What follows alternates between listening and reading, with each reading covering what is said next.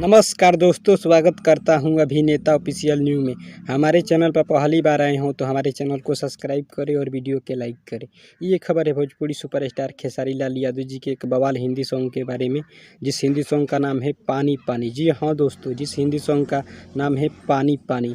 इस Hindi song को गाए हैं खेसारी लाल यादव जी और एक हिंदी का बड़े सुपरस्टार गायक बादशाह। इस गाने में हीरोइन है अक्षरा सिंह और इस गाने को रिलीज़ किया जाएगा सारेगामा हम भोजपुरी यूट्यूब चैनल पर 6 तारीख को सुबह 11 बजे। टीजर इसका रिलीज़ किया जाएगा, वीडियो सॉन्ग नहीं दोस्तों।